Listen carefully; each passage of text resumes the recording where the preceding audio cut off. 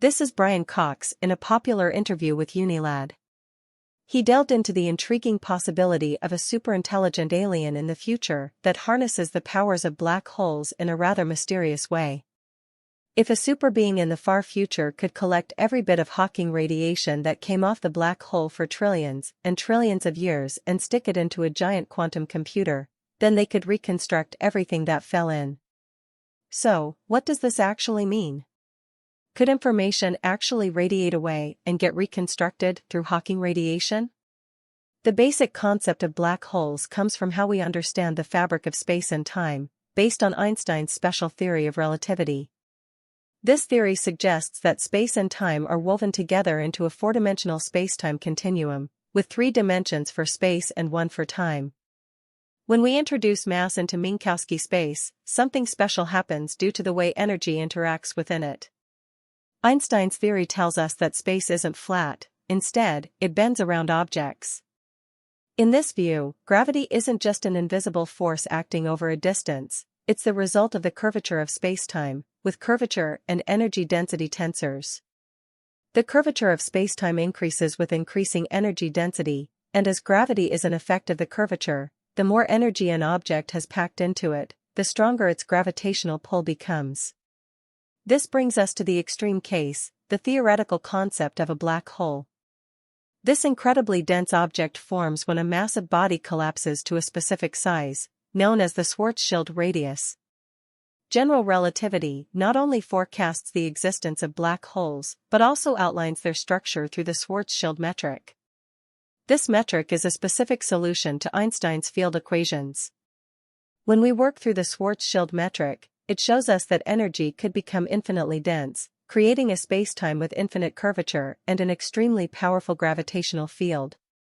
To give you some perspective, the escape velocity from a black hole's gravitational field must exceed the speed of light. That's why you keep hearing the saying that a black hole's gravity is so strong that not even light can escape. One consequence of this is the concept of causality: nothing can travel faster than light, so nothing can leave a black hole, and what happens inside cannot influence anything outside. This categorizes spacetime events into 3 types: light-like, space-like, and time-like separations. Now, let's consider the event horizon of a black hole. This is a region where space and time, as we know them, no longer apply. There's no specific where or when. The concept leads to a curious sight for someone observing from afar. As a person is pulled into a black hole, to the observer, the person seems to slow as they near the event horizon, almost as if coming to a halt just before crossing it. He never appears to cross into the black hole, he just fades, growing dimmer until vanishing from sight. This peculiar behavior is due to how black holes distort space and time and ties into what's known as the holographic principle. The holographic principle suggests that all the information within a black hole's 3-dimensional space can be encoded on the 2-dimensional surface of its event horizon. Just like a hologram projects a 3-dimensional image on a flat surface, the event horizon serves as a repository for information about the interior of a black hole. To grasp this concept, physicists refer to a framework known as the ADS/CFT conjecture. In essence, this conjecture represents a mathematical concept that describes a special type of spacetime different from our everyday universe. Just think of it as a decipher machine for black hole interiors, with rules explaining how things inside the black hole relate to what's on the outer boundary. In anti-de Sitter space, big black holes are like eternal entities. They never truly disappear because anything they emit gets reflected back into them. On the other hand, small black holes eventually vanish as they can't maintain their existence, losing more energy than they take in. Regardless of size, all the information inside them remains intact, none of it disappears into nothingness. So, there's no paradox, and the fundamental idea that information must be conserved in the universe remains valid. When we create a black hole in the context of conformal field theory, we can ensure that this evolution always keeps the information preserved. So, information isn't lost, even in the complex world of black holes in anti-de Sitter space.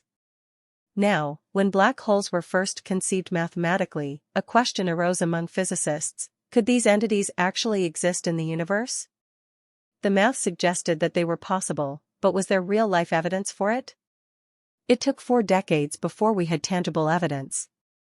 In 1964, using advanced X-ray satellites, researchers detected an unusual source of X-rays in the constellation Cygnus. Despite the intense emissions, the object itself remained invisible. This puzzled scientists, as a typical star emits both visible light and X-rays. They named this mysterious source Cygnus X1. Kip Thorne and Stephen Hawking even had a famous bet on what the object actually was. There's a bet between Stephen Hawking and Kip Thorne on whether we actually had the data justified for a black hole. So, what was the first black hole? It was a stellar mass black hole, about 10 times the mass of our Sun, in a binary orbit with a nearby star. Fast forward to 2021, and it was confirmed that Cygnus X1 has a mass 21 times that of our Sun, making it the heaviest stellar mass black hole identified without gravitational waves. Its mass isn't the only exceptional thing. The black hole also spins at a rate near the speed of light, faster than any other known black hole at the time. The simplicity of black holes is defined by just 3 properties: mass, charge, and spin. This is due to the no-hair theorem, which tells us that the original details of the matter that fell into a black hole are lost, leaving only these 3 properties. When we apply quantum mechanics and consider black holes as quantum objects, a whole new array of characteristics comes into play. Take entropy, for example. The entropy of an object is like the number of different ways its insides can be arranged. To figure out entropy, you need to know how much an observer understands about the object. As a black hole grows, its entropy increases, and the amount of hidden information increases. So, there's this tight relationship between the surface area of a black hole and the amount of information it's hiding. Quantum field theory tells us that energy can exist in a vacuum, where pairs of particles and antiparticles pop into existence and then disappear in an instant. Even though we think the entire mass of a black hole is focused at the singularity, these particle pairs can still appear and vanish within the black hole's vacuum. This process usually has no noticeable impact, except when it happens near the event horizon. In that case, intense gravity can pull one particle in while flinging its counterpart toward infinity. Since this pair springs from the black hole's energy, the escape of one particle reduces the total energy of the black hole. This escape contributes to what we call Hawking radiation. This is important for our discussion today because Hawking radiation implies that black holes can emit energy, shrink over time, and ultimately cease to exist. This results in a fundamental loss of information, losing the ability to pinpoint the precise quantum state of all the particles that once made up the black hole. If you think of yourself as information, burning a book and collecting everything that comes out of it, like ashes and gas, would, in principle, allow you to reconstruct the book. Information is conserved in all of physics. That's what quantum mechanics tells us, that information must be preserved. Yet, when a black hole emits energy and fades away, we lose something vital: details about what composed this giant beast.